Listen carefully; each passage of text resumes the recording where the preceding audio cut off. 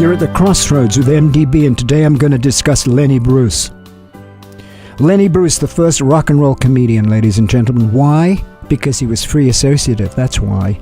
He broke the mold. Up to then, Catskills, Henny Youngman, humor that my wife's so fat, all of that stuff. She has her own zip code, all of the traditional jokes, very funny, jolly good, tinkling the martini, ha ha ha. But Lenny, he dealt with other things, man. He dealt with his own demons and made them funny. He dealt with politics, he dealt with satire, religion, sex, and vulgarity, and was condemned for it, and sentenced to 4 months, which he never did because he died before he could complete that sentence or even start that sentence.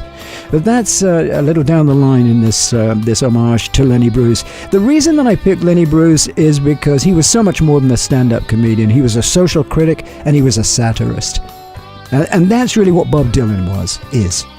They comment on what's going on. Dylan did it with 3 chords. Lenny Bruce did it with a microphone in strip clubs initially. That's how he started, in strip clubs with the band. The band would, play behind the stripper. Lenny would come on and introduce the strippers, but when they had done their bit and they would leave, he would start his bits, and his bits were developed in nightclubs with a striptease band. And of course, they were all jazz musicians stoned out of their heads, and they loved Lenny.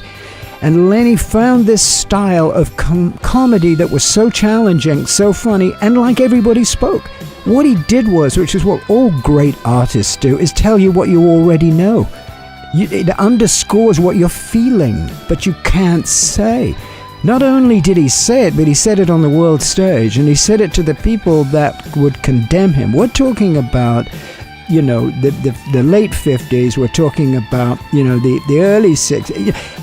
Listen, it's an amazing story. He was just an amazing character, personified by Dustin Hoffman in Bob Fosse's directed movie Lenny, which was quite good. The thing about Lenny is he's really sexy. He was a really sexy-looking bloke, and he was very threatening, I think, on just about every level, but certainly in the truth that he told and the words that he used. So he would work in terms of streams of consciousness and free association, which is what I do here. I don't rehearse any of this. I'll research Lenny.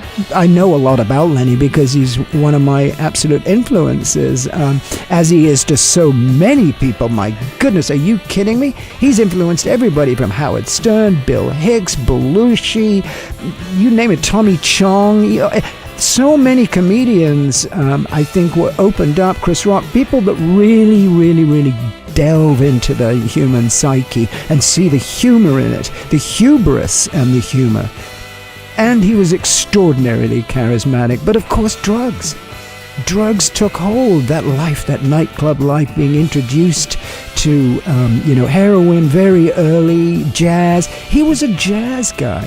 He improvised. In fact, there's a wonderful... I'm going to read you this review. It's really great. He did a very infamous show at Carnegie Hall in 61, and it was in the midst of like a blizzard. So he did this thing, and it was put out in a 3-disc set, and it was reviewed by Albert Goldman as follows, quote, "This was the moment that an obscure yet rapidly rising young comedian named Lenny Bruce chose to give one of the greatest performances of his career. The performance contained in this album is that of a child of the jazz age. Lenny worshipped the gods of spontaneity, candor, and free association. He fancied himself an oral jazz man. His ideal was to walk out there like Charlie Parker, take that mic in his hand like a horn, and blow, blow, blow everything that came into his head, just as it came into his head, with nothing censored, nothing translated, and nothing mediated, until he was pure mind, pure head, sending out brain waves like radio waves into the heads of every man and woman seated in that vast hall, sending. He would finally reach a point of clairvoyance where he was no longer a performer, but rather a medium transmitting messages that just came to him from out there, from recall, fantasy, prophecy." Guys can detach, and ladies can't. That's why they don't understand that guys are different. In other words, ladies are creatures of emotion, all one emotion. A lady can't go through a plate glass window and go to bed with you 10 seconds later. When they don't feel good, they don't feel good. Really, in this. But guys can have head-on collisions with Greyhound buses, disaster areas. 50 people laying dead on the highway. On the way to the hospital in the ambulance, the guy makes play for the nurse. She goes, how could you do a thing at a time like that? I got hot. Who got hot? How could he get hot? His foot was cut off. I got horny, I don't know. He's an animal. He got hot. That moron got hot. Well, I'm an animal, so I'm an animal.